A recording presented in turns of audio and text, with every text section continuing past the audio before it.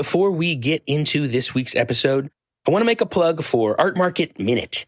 This is ArtNet News' new micro-podcast hosted by Margaret Kerrigan, who's the site's news editor Europe. It offers a weekly snapshot of essential art market news expertly compiled by the ArtNet Pro editorial team.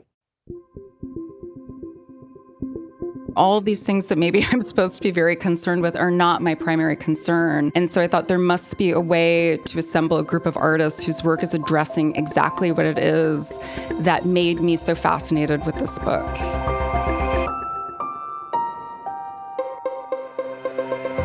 I'm William Van Meter, and this is The Art Angle, a podcast by ArtNet News.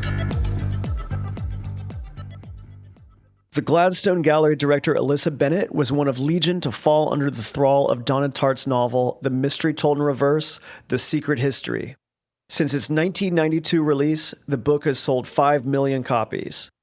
It details a small group of college students studying ancient Greek at an isolated Northeast campus. Myth, reality, and ritual overlap, and ultimately, Dionysian rites collide with hubris. Here is how Bennett sums up the protagonists. While their fantasies ricochet around a technicolor past filled to overflowing with gods and mysteries and the seismic tragedies of Homer, their bodies remain tethered to a Taco Bell present.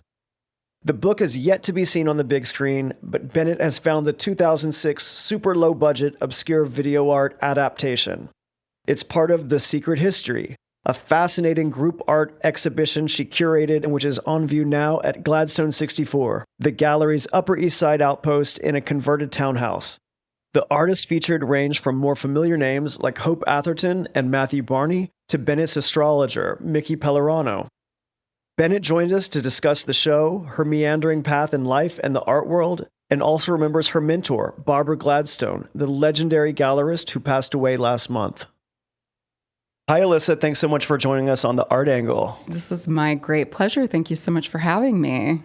So I recently saw The Secret History, your show that is loosely based upon the wonderful 1992 Donna Tartt novel, The Secret History. So tell me a little bit about putting it together. Do you think anyone listening to this podcast remembers 1992 except for us? No. But I think both of us were a little bit late on the book. We were.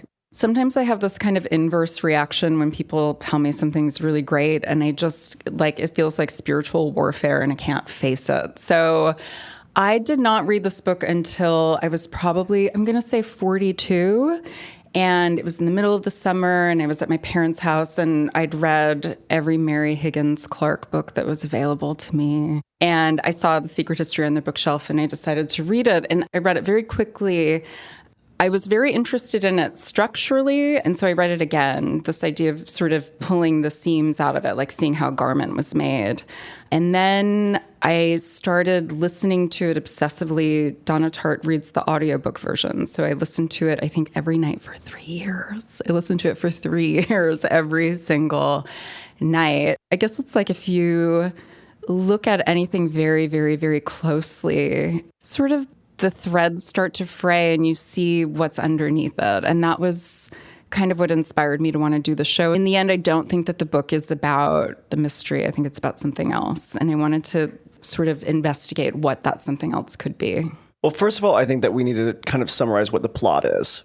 The plot is a group of very exceptional young people, like all of us were. I was not an exceptional young person at all.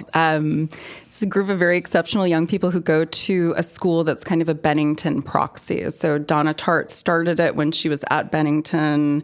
She was in school with Bret Easton Ellis. I think Tama Janowitz was there. It's this sort of all-star cast. And there was a kind of classics professor that many say inspired the professor in this book that leads this very contracted, restricted classical studies program where they learn about ancient Greek and they're learning about these dead languages and they're kind of completely investing in this very distant ancient history at the sort of consequence of losing traction with the present. So essentially what happens within the book is that the students learn about bacchanals and they decide that they're going to see if they can conjure Dionysus. And they do, and it results in a murder, and then it's the sort of story of covering up not only that murder, but another murder, and what the consequences are of over-investing or over-identifying with remote history, I think, with the very far away past. And they learn firsthand about hubris. They sure do. The book is about snobism and is about overlapping mythologies and is about ancient Greece and it's about the present, it's about the past, it's about so much, but it seems that you kind of devoured the plot, but what interests you more is the subplot of the subplot. It's interesting to sort of talk about it like this with you. I'm very, very, very interested in fandom, and particularly in these sort of different permutations of fandom that sometimes become about over-identification and the kind that can sort of slide into obsession. And then I'm also interested in obsolescence, the sort of polarity between being very famous and then having been like completely culturally exsanguinated, so nobody wants you anymore. And what I like is to go in and learn about a figure once they've been exsanguinated. Once there's no juice left for culture, that's when I become interested in them. And, I think I became a writer because what I really like is research. And so it's exhaustive research about a certain figure or an event until there's nothing left to learn about it. And then I'll write about it. And the writing about it is usually about me sort of identifying what it is about this figure that I've become interested in that offers that mirror of fandom. What is it about this person that reminds me of myself, which is what I think fandom is. Sort of the perfect formation is that we look at the celebrity and they're giving us back to ourselves in some more perfected way. And so to talk about what I did with the book, sometimes I feel like it sounds so crazy that I listened to it on audiobook every night, literally for 3 years. But then sitting here with you thinking about it, I was trying to suck everything out of it. And then I go back in and my work as a writer is about what I've extracted. The book is also about limbos. And yes. It's about how, this small coterie of students, like they think life is nothingness and they're preparing for nothingness. Yes. Like they're not preparing for the real world whatsoever. Yes. And they hate this, I think, as you call it, a Taco Bell reality that they're in. And they're not prepared for work now whatsoever. And I think that's what a lot of people feel today, and that's what a lot of people identify with. Something that we talked about before is I'm very interested in how the book addresses these sort of different temporal conditions. So you have this very valorized past, this perfected past, the present, which is like so boring, right? Like the moment right now feels so boring. So it's where libido comes in. It's where drugs come in. It's where crime comes in. And then you have the future, which is either limitless possibility or complete anxiety. And what I wanted to sort of circulate around in the show and identify in the show is we're all in the present. What does it mean to live in the present? What is this sort of liminal space between what was and what could be? And it's boring, I think, for people. For young people especially, it's boring. They want an escapism and fantasy. And that's what, a lot of what the Secret History art show gives us. Yeah. So tell me about putting that together. And it's a wonderful show that everyone should check out. And the more I think about it, the more I want to revisit it. Well, we had an opening slot and Barbara asked me if I had any ideas. And it just sort of occurred to me very quickly and very on the spot that this novel would be a good premise for an exhibition because I think it has everything required in terms of narrative. And, as a writer, I'm particularly interested in narrative. I'm not necessarily interested in aesthetics or how things look or art history. All of these things that maybe I'm supposed to be very concerned with are not my primary concern. And so I thought there must be a way to assemble a group of artists whose work is addressing exactly what it is that made me so fascinated with this book. It came together quite quickly. I think the original list is pretty true to what ended up being in the show. I thought, I was talking to Mickey Pellerano today, who's been on your show, astrologist to the stars, my personal astrologer. And he has a drawing in the show. He said, I feel like you don't give yourself enough credit for how you put this show together. And I just thought, what's hard? Making art is hard. Writing is hard. I think that the work of putting a show together happens in the thinking. It did not feel difficult to me. I thought it was kind of a scam. I thought this is a job. Scam. The work's already done. Okay. I want to talk about some of the artists. First of all, you can't just do anything very simple. You're very tangential also, that you have some activations. You came up with the Secret History perfume for the art show. Well, that was a relationship that I have with a perfumer named Marissa Zappis, who's terrific. And when I very first started planning the show, I had it in my mind that I really wanted to have a performance. And there's a writer and an actress named Ruby McAllister, who you and I both appreciate and love. And I asked her if she'd ever read the book, and she said, I went to Bennington after I read that book because I didn't know what the fuck I wanted to do with my life. So she goes to Bennington, and I originally thought that she could perform like a one-woman Greek tragedy. And she said, no, I'm going to write something for you. And so she has a very close collaborative relationship with Marissa, the perfumer. And I have written for Marissa in the past and done readings for her in response to other perfumes that she has made. And so when Ruby accepted my proposition, Marissa said, I would love to make a perfume for your show also. So that's how we got the perfume. Where does this perfume live? Like, can one get There's it? one. There's only one bottle. Oh, wow. There's So one it's like bottle. so it's like an art piece. It's an art piece. And, you know, when we opened the show, there was like a bowl of samples. And otherwise, there's just a bottle on a stack of books, my plinth that I made out of books that are referenced in the Secret History. And what does it smell like? You know, she was very interested in the overlap between the premiere of Obsession for Men and the date of The Secret History, which I think they're quite close. I think it's 92 and 93. And so she was kind of envisioning what Bennington could smell like with Obsession for Men in the mix, with body odor and libraries and book pages. So it's very much in direct response to the novel and what would have been happening with Donna Tartt rather than the characters. So I want to talk about a couple of specific pieces in the show. One thing that's very striking is that you have a framed cable knit sweater that is covered in type O negative blood. I do. By the artist Matthew Hilvers. Matt Hilvers. He'd be so mad that that checklist says Matthew. Matt Hilvers. Yeah. So, you know, he's an artist who I have really liked for a very long time. It's hard to describe what medium the work is primarily situated in. He's a dancer. He's a performance artist, total weirdo, which is, you know, what I like. And I knew that I wanted to ask him to be in the show. And I went to his studio, and he had just finished reading the book.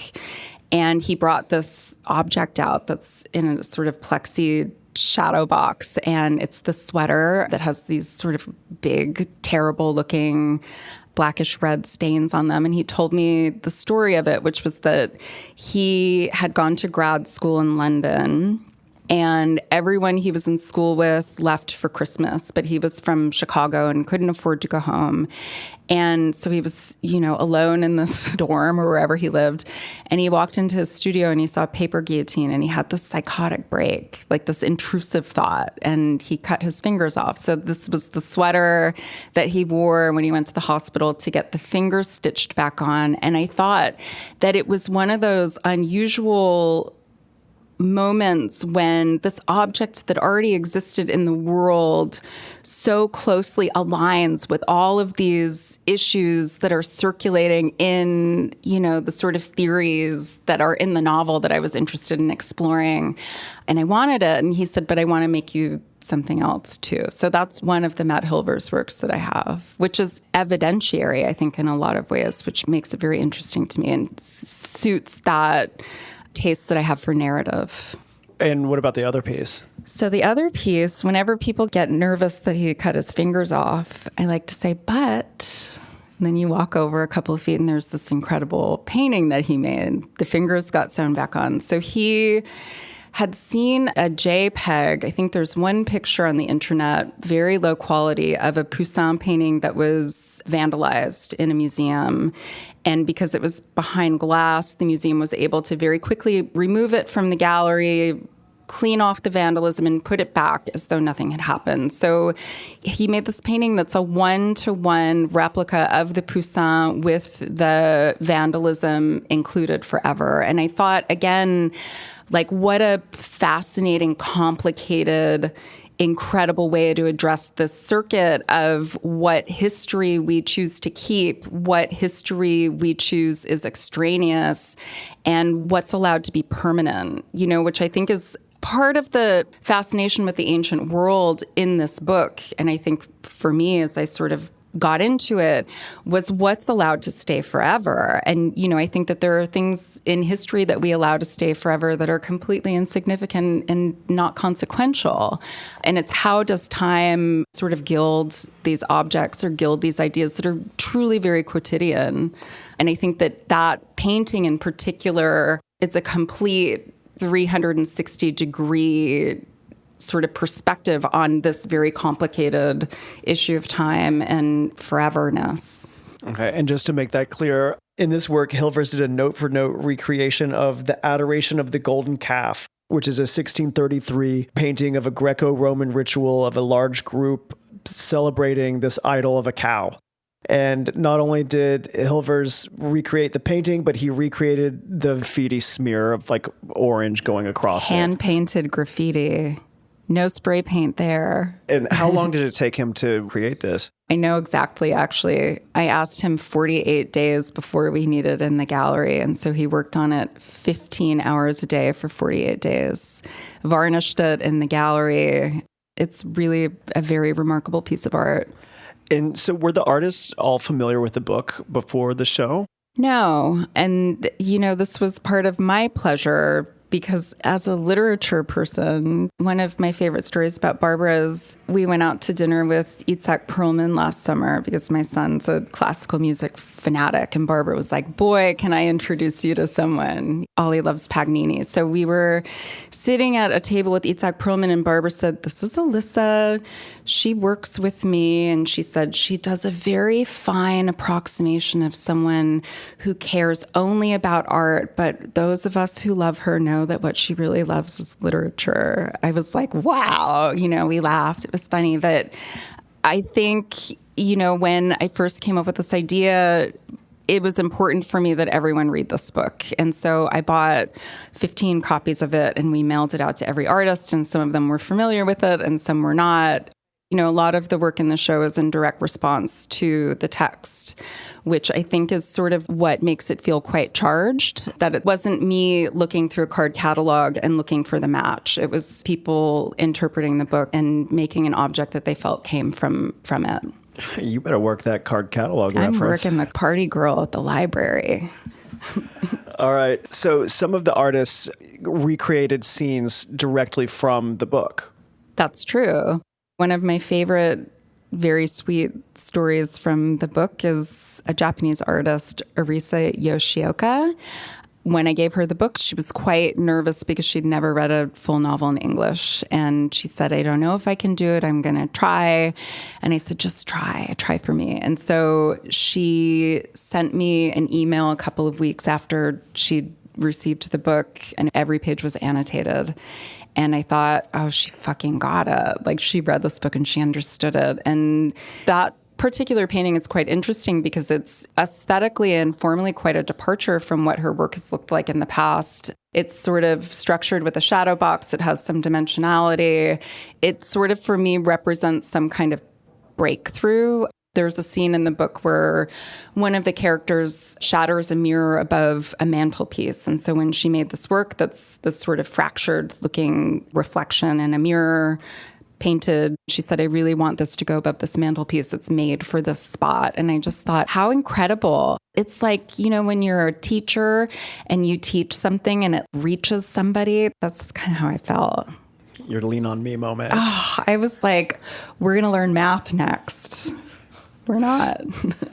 And some of the artists took a more abstract direction, like Adam Putnam's work was really cool. One of my favorite artists, all-time favorite artists. He shows at PPOW, and he makes quite a lot of work that's about the relationship between the body and the ancient ruins. Whenever I look at his work, I always think they're kind of self-portraits. So he makes sculpture, he makes film, and he makes drawings. So he gave me 2 works. One is this gilded ruin that's made on concrete while hanging flat. And then one is part of a new series that he's making where he finds these, they just look like a branch that hangs out of the wall at 90 degrees, but then it'll have a finger carved in the tip. And I thought, how perfect. It's just scary enough. I like to be a little scared. It's a really, really excellent piece of art. Speaking of ruin, so Isle of the Dead by Chino Amobi is a very standout piece. It is. So tell me about that. You know what I really like about this work and his work in general, or, his most recent work that has this sort of landscape element traveling through it. He will take a sort of imagined ancient landscape and really, in a way, subject it to the aesthetics of the present. And so what ends up coming out, and what I thought when I saw this painting that he made for me, is that it's this kind of, I think, very unusual perspective of, I call it apocalypse history. It's like visiting all of the anxieties of the future onto the past with this message that sort of, it looks very contemporary. It's very of, a post-digital world. But it, for me, sort of triggers this concept that the past was just as violent as the future, which is a thing I don't think we think about very often. So the Karen Lyons, it is a painting that depicts this grand house in front of a lake, and a young patrician girl is walking in front of it. It could be a Alyssa Bennett avatar. Oh, that's so nice. That's so nice. She did not make this painting for me, but when I asked her to be in the show, this was the image she sent, and I said, oh, it's perfect. I think part of what's interesting about reading the novel as a slightly older person is that, and I don't know if young people realize that when you mature, you don't necessarily feel so divorced from who you were when you were 20. I still remember what that feels like. And I think there's something about her paintings in particular, because she's, we're contemporaries. She's not 20 either, but I think she's very able to accurately depict a very particular and quite feminized worldview with incredible accuracy. And I liked her work for the show because I think that it sort of delves into these sorts of fantasies of the self. Like, what's the idealized me? What's the me that went to Yale and studied and didn't fuck around until I was 30, And she is able to access this loneliness and this sort of cult of the individual in her work really beautifully. The book also lends itself perfectly to an art show because it has not been adapted for the big screen. It sold 5 million copies and has not been adapted officially, but you have the unofficial video art adaptation. I sure do. Tell me about how the journey from that into your show. So there's a video by Michelle O'Mara, Jonesy, and Tim Jackson that's called Faustus's Children.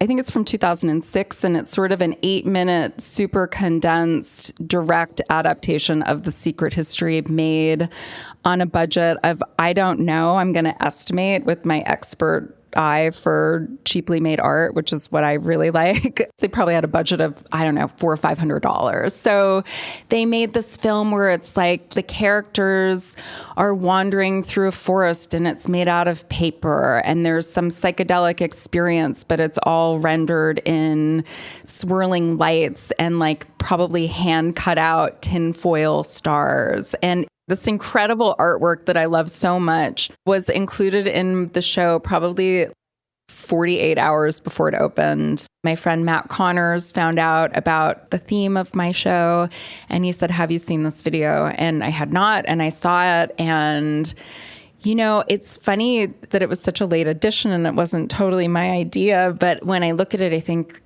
every art show should have a video. How come every art show doesn't have a video? All of these neglected things that we don't care anymore because we're so concerned with the accrual of value. And then all of these great things that really make an exhibition complete get dropped out of the equation because you won't be able to sell a video that was made in 2006 unless it's Matthew Barney and buy a house with the proceeds. You just won't. looking at it in this exhibition, I think the exhibition for me without this piece would have a giant hole in the backside of it. It doesn't make as much sense without it. You're the kind of gallery director who does not curate shows. You curated a wonderful show. Has this inspired you to curate more, do you think, in the future? That's so nice of you to say. I feel like there are, in many areas of what I do, I feel like there are ideas that are hanging out in the ether, and I can't believe I'm the first person to pluck them. I cannot believe no one made this show before. I do have other ideas. I didn't find it so difficult. I quite enjoyed it. It was fun. It's fun to include friends that maybe would not be in an exhibition at Gladstone otherwise, whose work I really love. Yeah, I do. Yes, I would. I'm for hire now. I'm a curator now. Cool.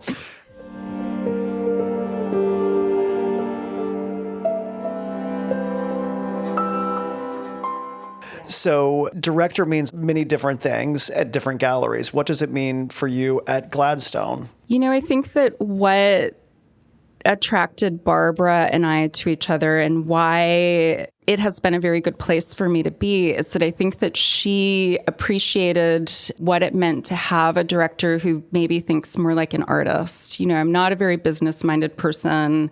I'm not a super salesman, but I do understand what it is to be an artist. I know what it's like to make work. I understand the condition of being an idea fountain.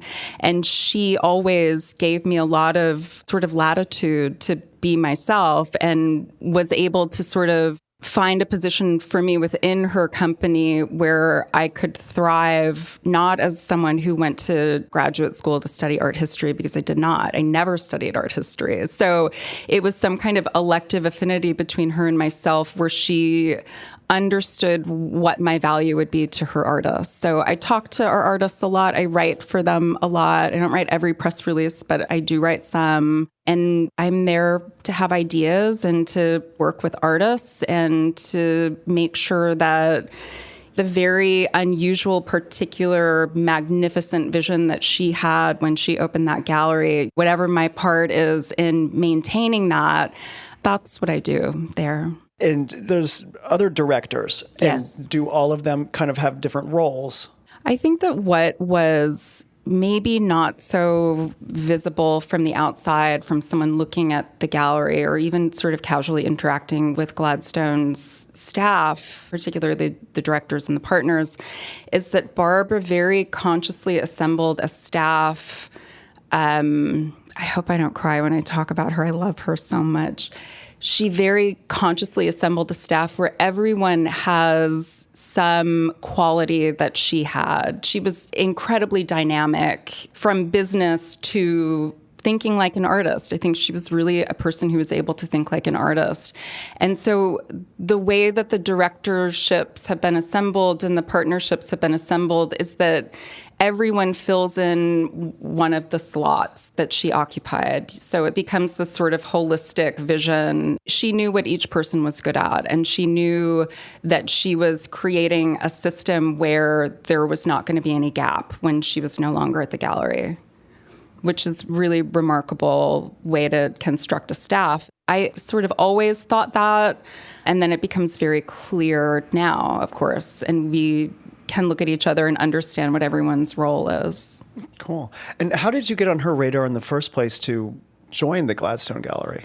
It's funny, I'm writing her obituary for Texter Kunst, so I'm like really going through all of this. So it's very on my mind. I met her at a party, and, I was a very late bloomer. So when I was in my early 30s, I was working as a front desk girl at a gallery, kind of by accident. And I was catastrophically underprepared. I didn't know how to do it. I didn't know anything about art. And I ended up at this party, and she was there. And of course, I'd heard of her, and I'd never met her. And we started talking, and I felt this sort of kinship with her where there was some kind of mutual recognition. When she talk to you, if you knew her or not, if she went out of her way to speak to you, you felt chosen. So I'm at this party and I'm like, wow, I feel so chosen by this most glamorous, brilliant woman at this party. And we didn't really keep in touch, but somehow she kept track of me. So there was a certain point where she started asking me to work at Gladstone. I worked at Team for many years. I was very loyal to Jose. I did not feel I could leave him. And I also didn't feel like the job at Gladstone would be able to accommodate me with the other things I do. So, I have this other job that I do. And she, at one point, asked me to have breakfast with her. And I went out for breakfast with her, and she sat me down and she said, Alyssa Bennett. And I said, yes, Barbara. And she said, you're a 40-year-old single mother. Oh. And I said, that's true.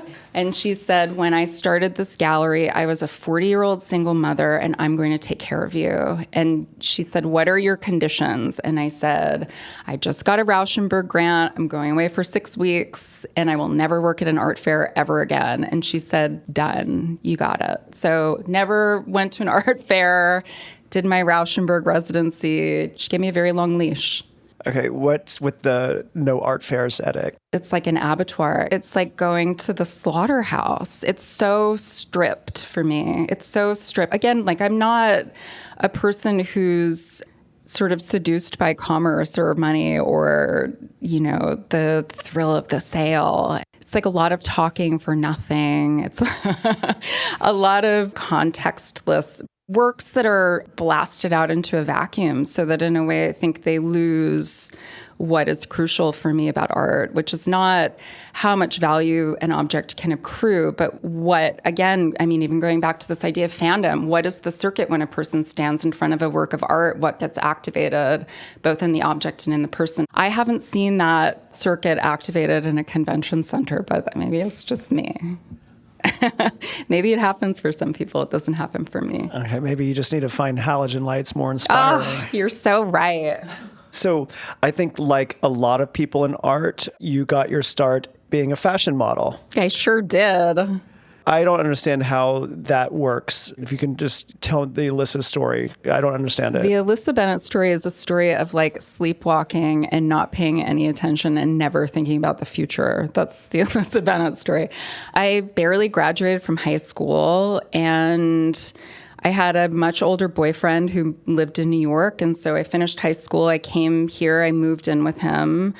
I worked as a receptionist in a hair salon downstairs from the St. Mark's Hotel in 1996 when it was not a nice place to work. And I was sitting at my desk, probably in a terrible mood. And this woman came in, and I remember looking at her and saying, because I was a real bitch, like a real teen bitch. And I was like, we don't have any appointments for you today. And she said, I remember it so clearly. It's something I've been trying to write about for a long time. But she said, honey, I don't want a shitty haircut. And I was like, oh. And then she said, do you want to come to a modeling agency with me? And if they take you, you never have to come to this place again. They'll give you an allowance. You never have to come here again. And so I left my desk, and we walked over to Women. It was on Prince Street then. We went upstairs, and the owner of the agency, Paul, sat me down in a chair, and he took out a pair of scissors, and he cut all my hair off, and they sent me to London, and I met Edward Enninful, and I was in his office at ID, and there was a wall of covers behind him, and he pointed to the wall, and he said, you're going to be up there someday. And I worked steadily. I did not make tons of money. I did a lot of stuff like ID. I did mostly editorial and runway. Did it for about 3 years. And then I met someone who I fell in love with. He was very smart. And I thought I better get my shit together. And I went to college I think I started when I was like 24, 25. One fashion question is that I saw that you were part of like one of the major moments. I know what you're going to say. Independent it's all true. Fashion was the Hussein Chalayan Burqa show, which to the listener, if they don't know this was in 1996. It was a show. It was my first show. Edward Enninful booked that for me. It was a show of burqas. Each one got shorter and shorter until one of the models was completely nude from the waist down, and just the faces were covered. So that was teenage Alyssa Bennett. Was not the nude one. I don't know which one you were. I was the one right next to. I had the shortest one before you sacrificed your modesty. I had the shortest one before that. But yes, that was me. That's kind of like the preeminent show that would never happen today is when people it was reference an incredible moment. And the other, I think, quite iconic piece of fashion history that I'm included in that I just wrote about. I'm in the Jürgen Teller book, Go-Sees. Getting older and looking back on it, I feel like I'm a person who's had different lives, and looking back on that life that I had and so remembering all of the other models that are in this book. I don't know, it's 600 pages of Go-Sees all in the same location, and looking at it and thinking about what that hunger is, looking at each face, remembering the people, and seeing like this very devastating desire for recognition. I think it's a really incredible piece of art. I don't understand how you got from there to Team Gallery. Okay, so I finished college and I was getting a divorce. I married an artist. I got a degree in like some bullshit. Like my thesis was on the conflation of illness and femininity in the 19th century. So go find a job, right? Like I was supposed to be kind of academic and I blew it. This is why you identify with the secret history. 100%. Because I did it, like I was completely invested in this very obscure, very narrow slice of history. I could not get a job. I was working in the Alexander McQueen boutique, depressed as shit, crying in the utility closet every day, not selling anything, sad. And Amalia Dayan was one of the clients, and she was opening her gallery with Daniela Luxembourg and asked me if I would like to be her assistant. I was like, all right. And she said, are you very organized? And I said, no, but how hard can that be? Which I encourage, if you guys haven't read my zines, I write about this all the time because it was like the most catastrophic moment of my life, taking this job and like a profound depression, having no idea what I was doing. It was fucked. So it was when I was working for Amalia that I met Barbara. I made mistakes at that gallery that were like I set up opposing bids between Adam and Amalia. Like I really fucked up over and over and over until the point was like, I got to get out of here because I can't. If you've made so many mistakes that people look at you and they see like a mistake walking through the room, you're like, you're not wrong. Like you're going to make more mistakes. So I went to work for Jose and I was there for many years. And then I ended up at Barbara. I'm a serial monogamist. I'm not a job jumper. Okay, so how did you find your niche? Like at Team, what did you do? I did a crossword puzzle. Oh. I did what I learned at Team? I was like, oh, I'm really good with an artist that's like getting a cat to the vet, like someone who fucking doesn't want to make a show, someone who's traumatized, someone who's like, don't look at me, I can't do it. That's my specialty. I'm like, you can. We're going to get your shots and you're going to be fine. I worked with Alex Bagg and, she had like a show at ICA Miami. Like I was able to get people to produce things that other people had not been able to coax out. Have you ever seen the episode of Golden Girls called Snap Out of It? I think it's season 2, episode 3, where Dorothy is doing Meals on Wheels and she meets the agoraphobic hippie and she gets him out of the house. Like she coaxes him out of the house. And then they go to the grocery store and he's like, I'm going to do it. I'm going to the grocery store. And they open the door and it's like, you're the 1 millionth customer. And it's like fireworks and shit. That's how this job felt often. I was like, you're not going to be the 1 millionth customer, but we're going to go to the grocery store. And it was something that I learned I was just very good at. Okay. And you're like, okay. No, it makes sense. But also it's like, you were explaining how, an aspect of why Barbara Gladstone's genius was this mother aspect. And I think that this is also what she saw in you, of you being a single mother and you mothering these artists who are very difficult children. We had this thing in common where I don't want uncomplicated people in my life. I don't want people who are not difficult. It's more interesting for me to be around people that have whatever their problems are or what, they just always end up being more interesting than someone who's like going to the golf course. I don't care about the golf course. Like take me to the graveyard. I don't want to go to the golf course with you. You seem to have a connection to your inner 13-year-old boy. Always. But this is what I was saying earlier. And it's in this press release that I wrote, and it's about shared history, but also personal history. This fantasy that we have collectively and probably individually that time changes culture or time changes people. I just don't believe it.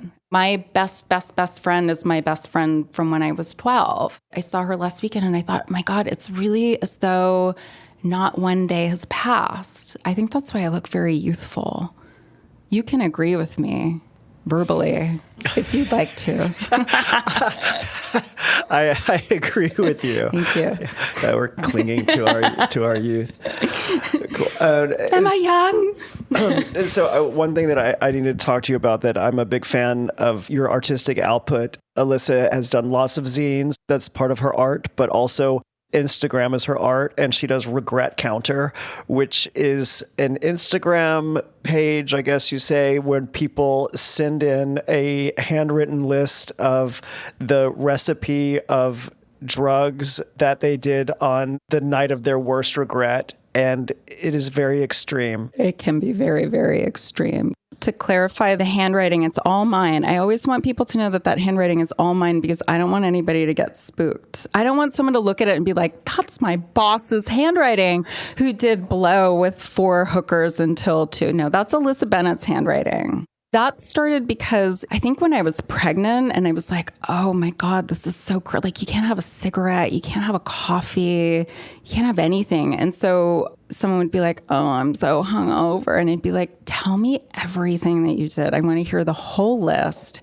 start to finish with numbers. They'd be like 4 martinis, 2 lines of blow, and I was always like, this is such incredible flash fiction. So when I published, I think it's the second or third issue of my zine, which is the drug crimes issue. When I would sign them, I would ask people that were buying an issue, what'd you do on your last hard night out?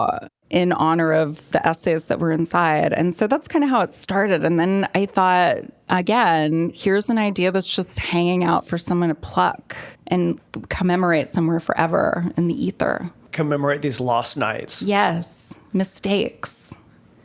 Yeah. Cool. What are you working on now?